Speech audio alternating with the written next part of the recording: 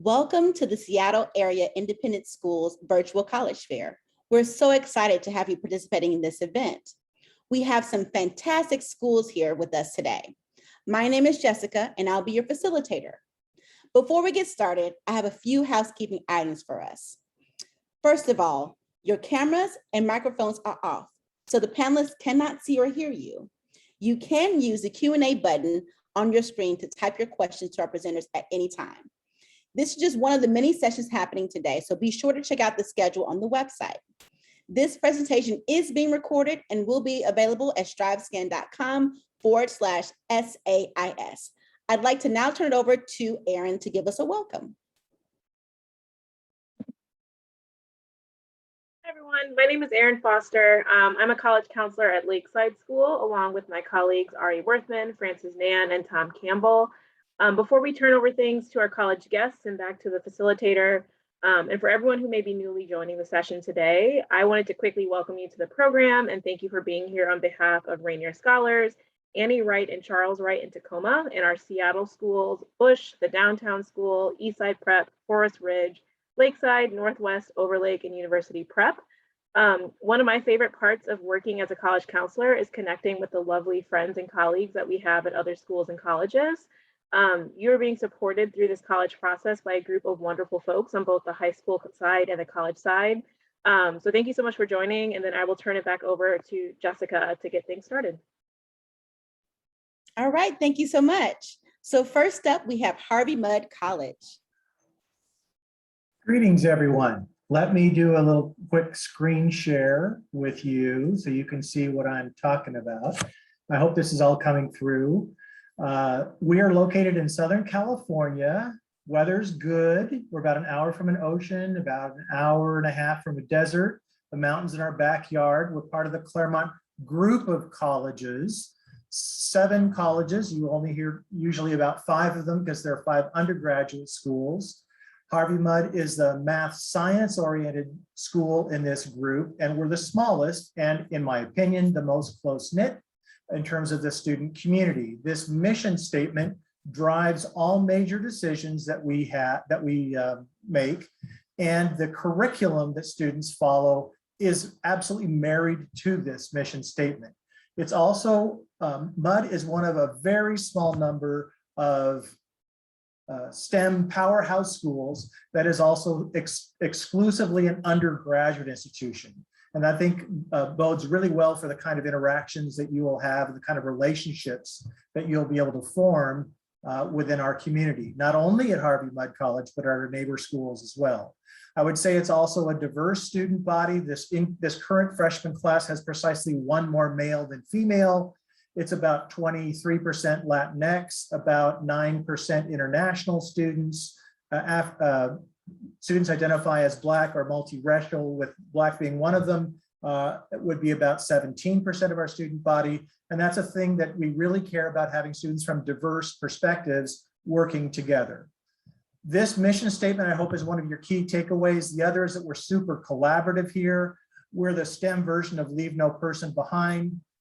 We make the first term pass no credit so that you won't be able to be worried about your grades in your first semester. It's pass or no credit. We have academic objectives here. These are mostly requirements here. There's a core curriculum that every student completes. I can get into the details about that with individual questions later on, or if you want to do an information session. You actually don't select a major until your 2nd year at Mudd. So we won't select students based on major. We're going to try and find students who really fit the academic structure of our program and the kind of culture of collaboration and cooperation. We are governed by a student-led honor code that establishes an atmosphere of trust and of responsibility for the students at our school. It emboldens the faculty to give students take-home exams rather than having to proctor them. Every student at our school will do research.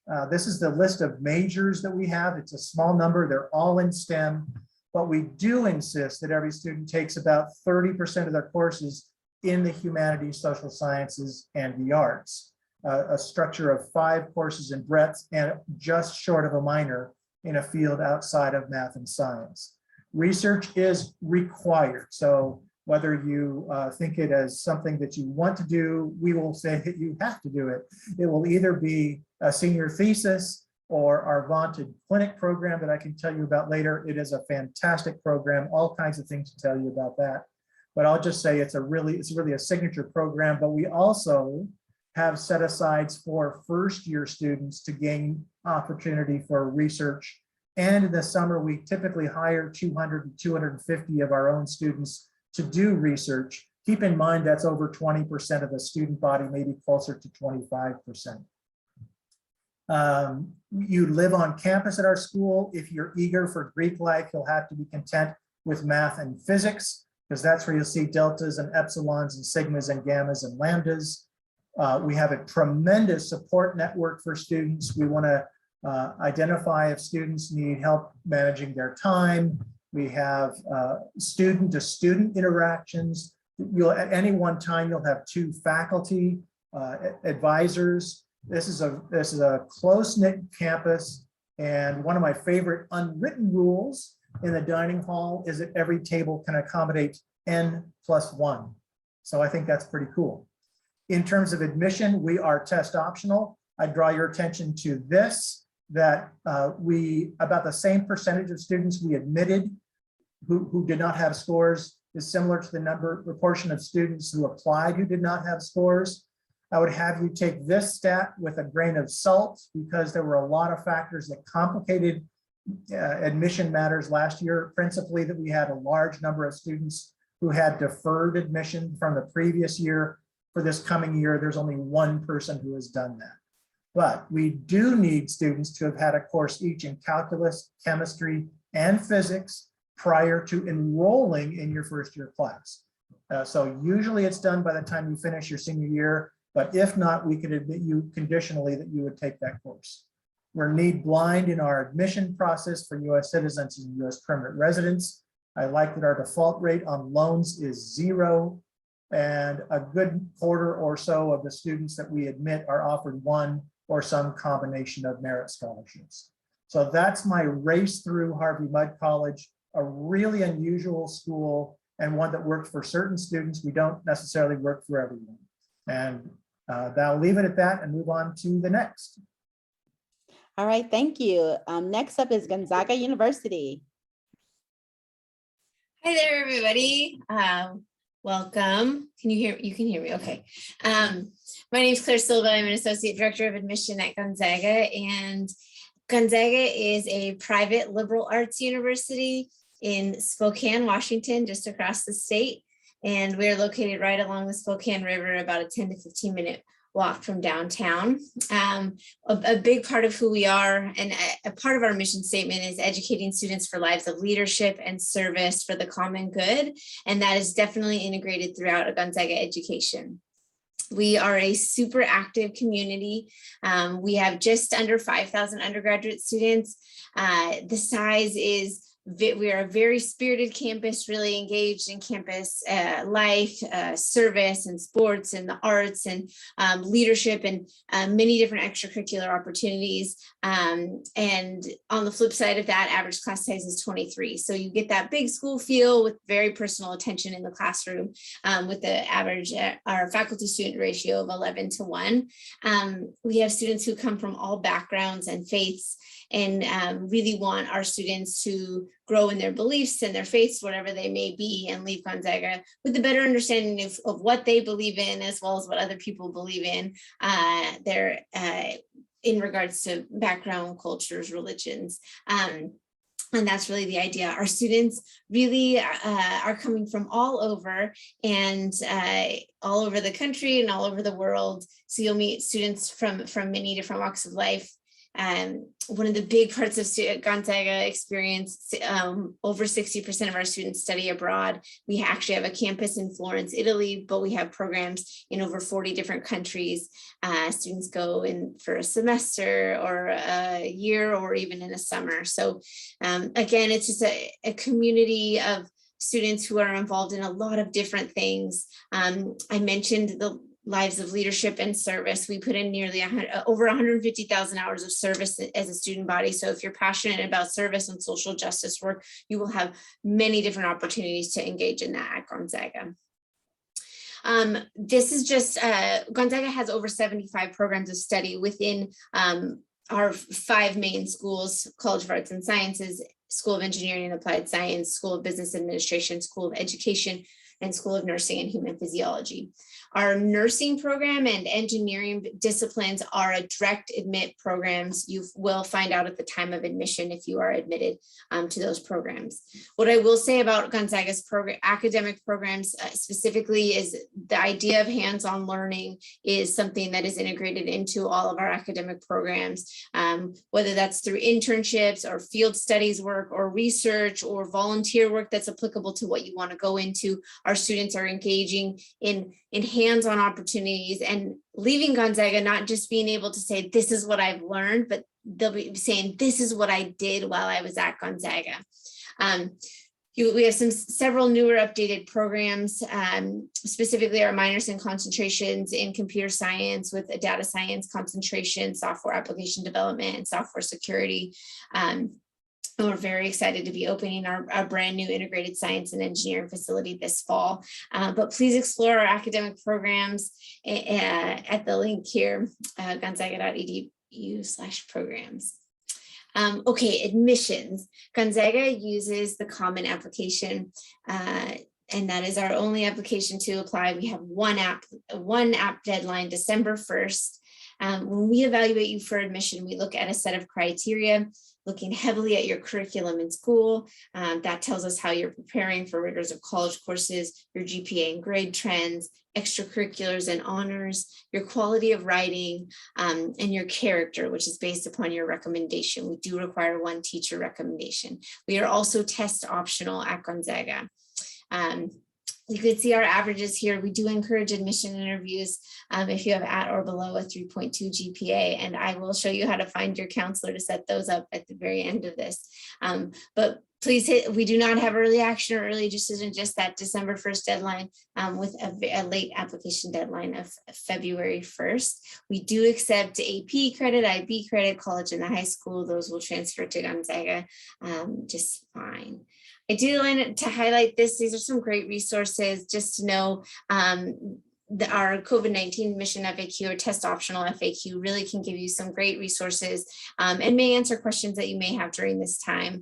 And also just looking at how Gonzaga has handled and is managing during COVID. So our Zagon website can give you some great resources as well. Okay, financial aid and scholarships. Almost all of Gonzaga students are receiving some sort of merit scholarships and or grants. Gonzaga has, we encourage all students to file the FAFSA by December 1st. We have a great scholarships. You're automatically considered for merit-based scholarships when you apply. And if you're admitted, you would get those merit scholarships in your acceptance packet. We have additional scholarships that you can apply for by January 1st. So please explore the Gonzaga website to see if you may be eligible for any additional scholarships. We really want to support our students in many ways and have many campus resources to do so. I'm just about finished, and just know we also are offering in-person campus tours and have many other ways to connect with us. So please do so as if you're able to get out to campus. We'd love it. Thanks so much. Now pass it along. Thank you for sharing. So next up, we have Kenyon College. Hi, everyone. I'm Chris Renaud. I'm one of the directors in the admission office at Kenyon. I'm thrilled to have this time with you and to talk with you about Kenyon College. I will share my screen here. And so, as you can see from this slide, Kenyon was founded nearly 200 years ago. We're a liberal arts and sciences college of approximately 1,700 students. We're located in Gambier, which is a village in the Rolling Hills region of Central Ohio. We're an undergraduate only college, and 100% of our students live on campus. Our students come to our campus from 48 states and 49 countries currently. California, New York, and Ohio are our top 3 feeder states. Each of those 3 accounts for approximately 12% of our students. Although Kenyon is in a rural setting, the majority of our students actually come to us from cities and close-in suburbs. Just to illustrate this point, 20% of our students come from the LA, Chicago, and New York areas alone. Gambier is a quaint tree-lined village of approximately 2,700 residents. Our campus sits atop a hill. At its base is a meandering river. On one side is a 500-acre nature preserve. On yet another is the Kenyon Farm. And on the fourth side, we have the beginning of a 14-mile rails to trails path, which is lovely. Campus is anchored by Middle Path, which is the main thoroughfare of our walking campus, and all of the paths on campus connect to Middle Path, which means we're able to connect with each other as a community. It really encourages a sense of belonging. And you can see Middle Path running horizontally through the central part of this slide. Our campus has been rated as one of the most beautiful in the nation by a number of publications. On the left-hand side, you can see additional images of Middle Path, 2 different seasons. The upper right-hand corner, you can see an image of Pierce, which is our lovely stained glass adorned dining hall. We've actually made the deliberate choice at Kenyon to have 1 dining hall so everyone can gather together in the same space for our meals. In the bottom right-hand picture, you'll see an image from our charming Main Street. And this is where members of the college and local community connect in shops and restaurants. And I think the idea I want you to consider here is that at Kenyon, because of our setting and the kind of people we attract, we're able to slow down, think about important matters, be inspired by architectural and natural beauty, and forge close relationships with each other. I'll use the next slide or 2 actually to talk about academic life. Just some facts and figures. There are 15 students in the average class at Kenyon. We have a 10-to-1 student to professor ratio. Our classrooms are highly interactive seminar style spaces regardless of academic department. And in 1841, Kenyon became the first college in the US to institute the model of having professors serve as faculty advisors. So we've long known and believed in the idea of having close teaching and mentoring as vital elements of a student's development. You can see here, we have more than 50 academic programs from which to choose for students. Applicants to Kenyon are admitted to the college, not to a specific program. All 50+ programs are available for everyone, and students have until the end of September of their junior year to declare a major. We don't have a core curriculum. There's no single course that every student must take. We do believe in the value of a major, as I said, and we have a series of limited distribution requirements just to ensure breadth of study, and all seniors complete a capstone experience in their major. You may know about Kenyon's legacy as a writer's college, the reputation of the Kenyon Review professional literary journal. Our curriculum is writing intensive across all disciplines. We don't have sort of writing seminars. There's not a writing intensive track. So from the humanities to the natural sciences, we give all of our students the practice and attention they need to learn how to express themselves with high degrees of clarity and precision and to write for different audiences. So our academic program is rigorous, but it's designed that students can lead fulfilling lives outside the classroom. As you can see from this slide, there are 245 events on campus in a given year, running the gamut from exhibits and gun gallery on campus to speaker series, film showings. We have 150 different clubs and organizations. So there really is something for everyone. I think it's notable, we have 30 dramatic productions in a given year, and we have 13 a cappella groups at Kenyon, again, for a college of 1,700 students. At Kenyon, we tend to attract students who join us because they want to connect with others and they want to be in a place where they can shape the extracurricular life of the campus community. So our students love that at Kenyon, you aren't pigeonholed. You're supported for crafting your own identity based on your academics and your activities. This is the kind of college where you can expect there to be, you'll be supported for your interests and your activities, and you in turn will support your fellow classmates for all that they're doing. So there's really a way for you to benefit from the passions and pursuits of your peers in your time at the college. Our students tend to really value expressing their individual passions, but they're highly people-oriented and highly relationship-oriented. So this is an image from commencement. Our students leave Gambier ready to undertake any endeavor and realize their dreams. You may know the names of famous Kenyon graduates like Paul Newman, Allison Janney, John Green, Laura Hillenbrand. Our graduates have an impact on a wide range of fields, whether their names are in headlines or not, from education, law, STEM. You're not confined to any outcome at Kenyon.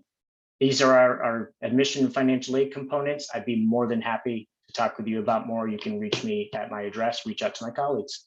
Thanks so much. All right, thank you. So next up, we have Muhlenberg College. All right, thank you.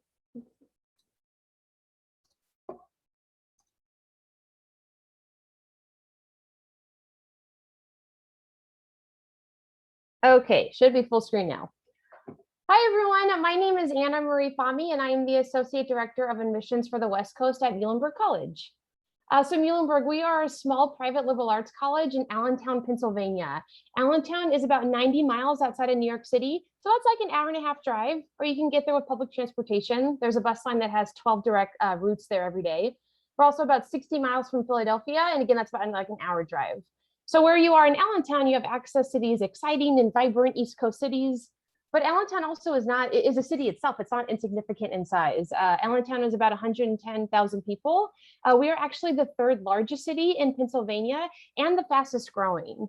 When I visited Muhlenberg a few weeks ago, I stayed in a hotel in downtown Allentown, and it very much felt like a downtown, so not a small city. I was walking distance to restaurants, live music, concert venues. I went to an art museum. There were art mules everywhere. So a lot of fun things to do in downtown Allentown. And then a short 10-minute drive away is where Muhlenberg College is. We are in the suburban part of the city, surrounded by tree-lined streets, a lot of quaint old brick houses. I'm a California native, so every time I see brick, it's always very exciting. And then Muhlenberg is also walking distance to a farmer's market that students like to go to every Thursday through Sunday, just short drive away from your suburban necessities like Target, Starbucks, Chipotle, the mall, etc. And we're also a short drive away from an amusement park. So a lot happening in Allentown. When I visited a few weeks ago, I think for the first time, what really stood out to me about Muhlenberg were just the red doors everywhere. So almost every exterior door on our campus is bright red. So you can see in the photo in the bottom left, also my screen behind me. We were founded as a Lutheran college, and this idea of the red door is meant to be a welcoming space. So you are welcome here is what this means. And so even though we were founded as a Lutheran college, I like to point out that we're really proud of our religious diversity today. About a fourth of our students identify as Jewish, about a fourth Roman Catholic, and the rest of our students are some other Christian denomination or other religions or non-religious at all. So really is a welcoming place for students of all sort of religious backgrounds, but also a welcoming place too for just students looking for that small liberal arts college environment, highly residential, and really focused on love of learning and academics. So about 30% of our students double major. You can see our list of majors and minors here. It's not uncommon to be, say, a theater and business double major at Muhlenberg. That's actually really common, or dance and biology. And at first you might think, wow, how are those related? But you know, it really actually makes sense when you think about it. In fact, our business major has an arts administration concentration. So theater and business together is really perfect. And dance and biology, you can take dance science classes within the dance major. So again, that combo of the arts, but also sciences is very common at Muhlenberg. Our top areas of study tend to be in the performing arts. We're top ranked for theater, but also the sciences. Our medical school acceptance rate for the last 8 years has been 87%. We're also known for our business program, the social sciences, but I also want to point out some other new or up and coming programs that we have. Public health has become more popular over the last few years. Sustainability studies is also becoming more popular. That's a new major that we started 2 years ago. So if you're interested in environmental science, the future of our planet, but also how humans interact with the planet, really thinking about the environment, science, but also race, identity, culture, you can study all of that with our new sustainability studies major. Neuroscience is also fairly popular, and Muhlenberg is a good place for people who like English, media, writing, film. Our English major just divided into two. English literatures and English and creative writing. We have a new minor, creative and professional writing.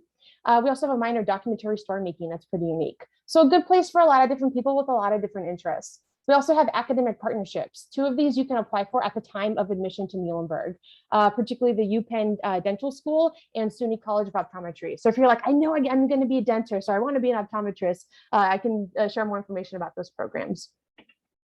So outside the classroom, our students benefit from the intimate nature of a small residential college. Almost all of our students live on campus for all 4 years. We guarantee housing.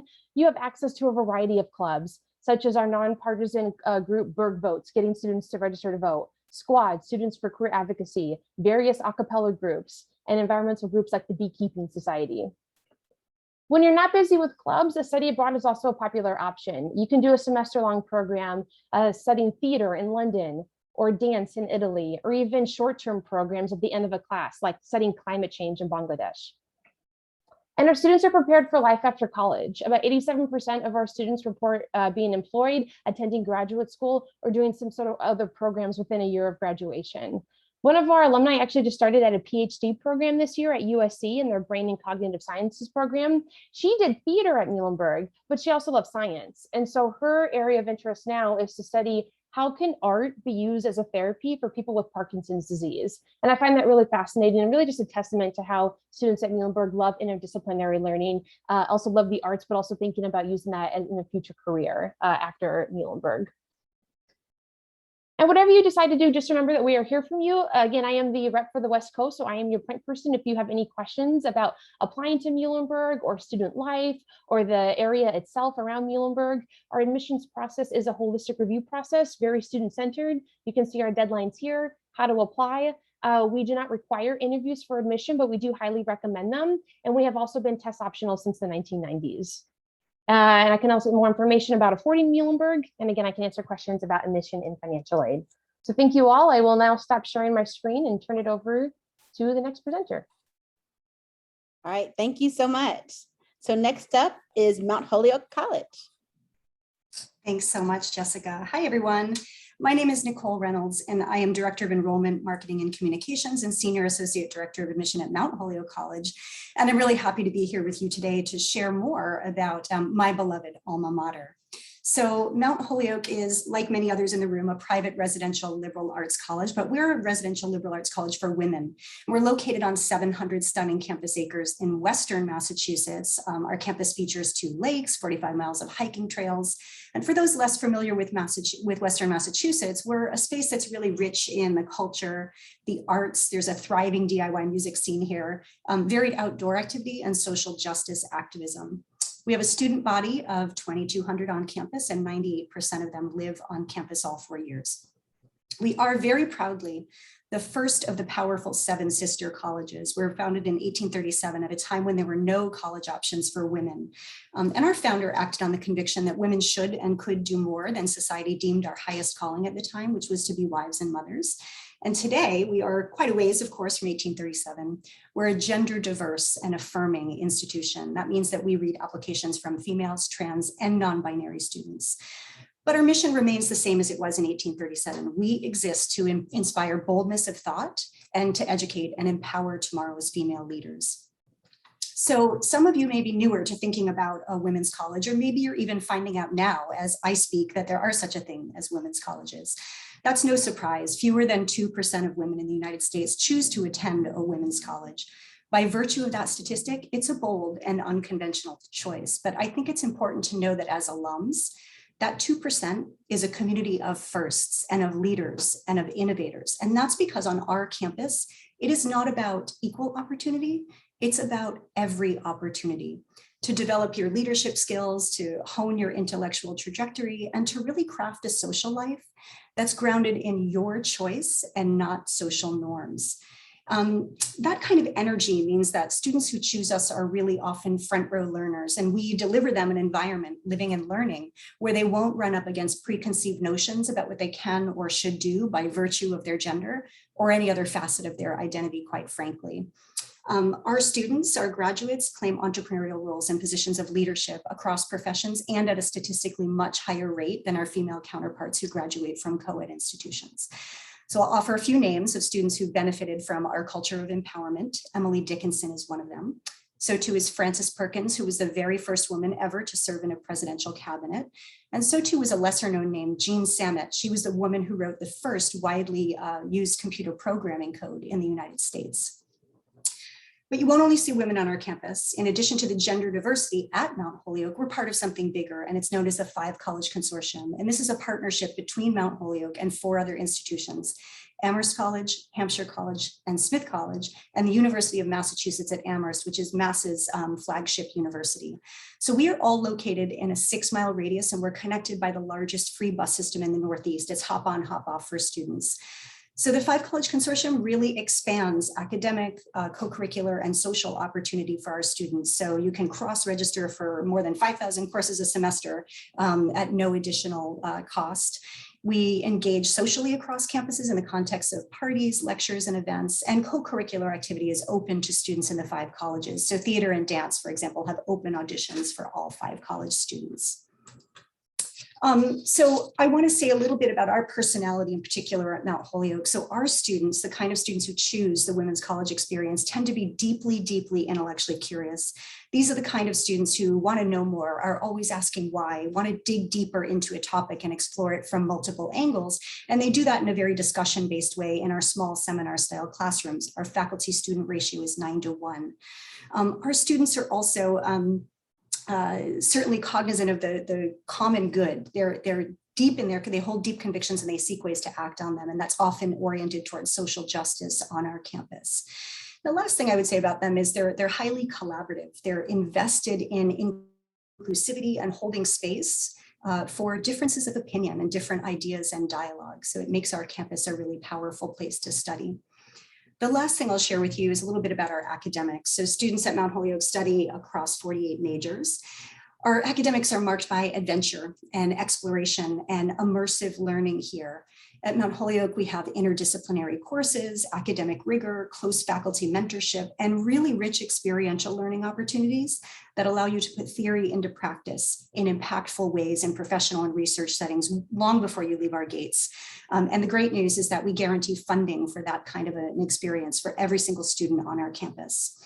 Our top majors, as of right now, are they're sort of rapidly shifting: biology, psychology, and economics. About 1/3 of our students on campus major in STEM fields, 1/3 in the social sciences, and 1/3 in the humanities. So resources are pretty evenly spread on our campus.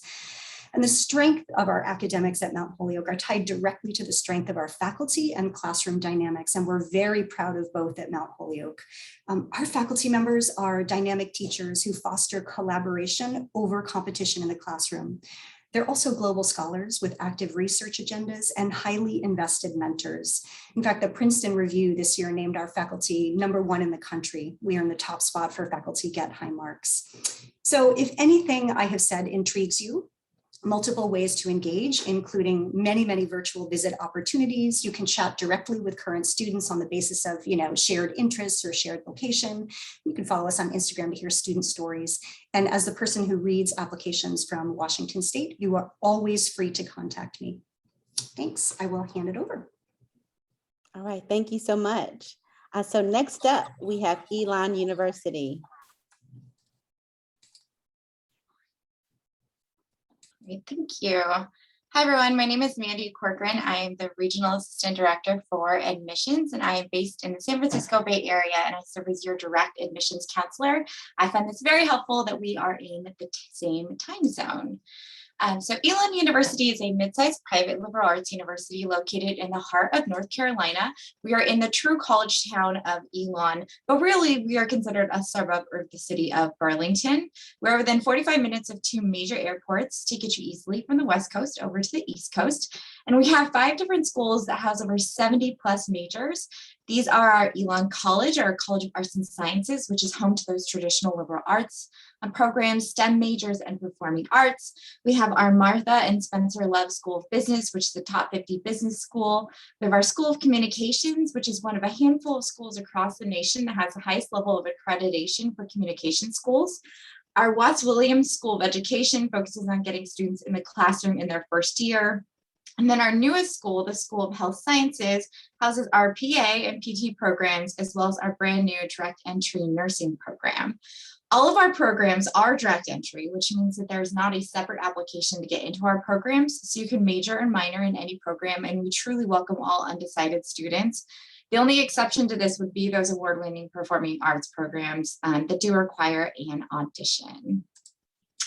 We have an undergraduate population of around 6,300 students, with the majority of our students coming from out of state. So about 80% of our students are coming from out of state. To give you an example of kind of how this relates over to the West Coast, California is consistently the number 10 state that we welcome students from. And we have almost 200 students currently on campus from the West Coast, and that number is growing drastically every single year.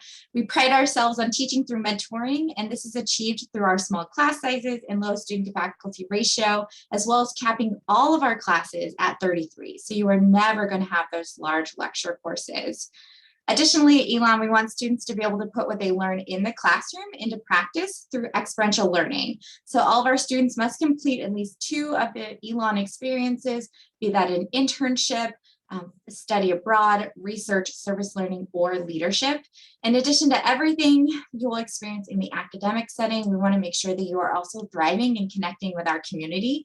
So with over 284 clubs and organizations, 17 Division I sports, 8 residential neighborhoods, and over 23 living and learning communities, we feel that you're not going to have a problem connecting with our fellow students as well as the rest of the campus community. So when talking about those Elon experiences, I want to dive deeper into them. This is something that's very unique at Elon and something that we do really, really well. So again, we want you taking that classroom experience and applying it out into the real world. So I'm just going to walk through these a little bit. So 55% of our students are completing leadership on our campus or holding a significant leadership role. We do have a center of leadership to support these students. 1/4 of our students are completing research, and this is faculty mentored one-on-one research with the goal of being peer reviewed. And this is across our disciplines, not just our STEM majors. 88% of our students are completing service learning. We have a very large push for global citizenship on our campus, and we feel like that starts by stepping outside of your own front door and taking care of your community, as well as expanding this out to national and global service opportunities. 87% of our students are completing internships. If you're in the School of Business or Communications, you're required to do an internship, but many of our students are completing more than one internship, and most of these are actually occurring outside of the state of North Carolina. So maybe you're doing an internship when you're back home, or maybe you're doing it on one of your study abroads or study USA programs. And then global study, we are consistently the #1 school in the nation for study abroad. And this is because of the breadth of programs that we offer. We have 4 different centers across the globe, as well as we have over 100 different countries that we are studying abroad in. And these programs are everything from a semester long to a year long, to a summer program, to a winter break, to a summer break, and to our January term, which is a 3-week term where students go and study abroad for 3 weeks. So all of this is well and good unless you're able to get a job that you are passionate about once you graduate. So for our 2020 graduates, kind of a difficult year for them to graduate. 90% of them were in graduate school, in a career that they were passionate about, or a service learning or internship. And again, 90% of that was related to their career objectives. So at Elon, you're really able to have access to all of our majors, put all of those majors and things together to pursue a passion, and then create success on, post-graduation. 62% of the internships that we talked about led to job offers, and we were ranked this year by Princeton Review as the #4 ranked career services office, which we're really excited about. Something that's unique about Elon with our Student Professional Development Center, which is what our career services is called, is that students get access to this post-graduation. So you'll always have the opportunity to have your resume reviewed. Just a couple of things about our application process. We are in Common App, as well as we have our own Elon application. November 1st is really the deadline you want to pay attention to, but we do save spots in our class for a regular deadline. We also are looking at a holistic review. So those are the things we're looking at. Test scores are optional unless you're applying for the nursing program or our accelerated business programs. These are the GPAs that we're looking at. And then January 17th is how you apply for our fellows programs, scholars programs, as well as our Odyssey program for first generation high need, high achieving students. In addition to all of this, I'm available, as well as I have our West Coast Student Ambassadors, which are a group of current students that connect with you and are actually from the West Coast, so they can tell you what it's like to come from Washington over to the East Coast. And then just to point out, our Meet Elon Out West are virtual events occurring September 23rd and October 18th, specifically for students coming from the West Coast. I'll drop my chat, and thank you so much. Have a wonderful day.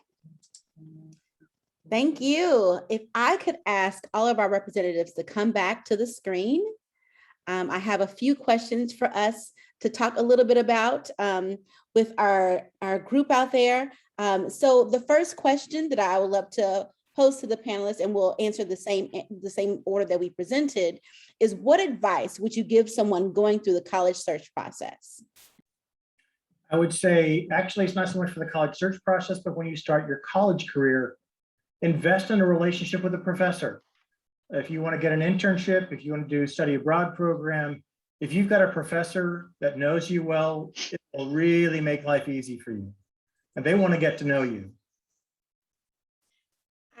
I would just say, ask questions, ask us. We're here. We're here on a Sunday. We want you to learn about our schools. We want to help you through this process. It's an overwhelming process. You have so much going on in your lives, in school, and this is one more piece of your life that you're doing. So please reach out as you have questions. We really, really want to be helpful. Hi, everyone. I think what I would want students to know in particular is try to make your process as educational as possible. Use it as an opportunity to reflect about your high school experience, the ways in which you've changed during the last few years, reflect on the kind of learning environment that's best for you, the activities, commitments that have been best for you, and what lessons you can take from those experiences and apply to your college search to ensure that you find yourself at a place that's a wonderful fit. Thanks.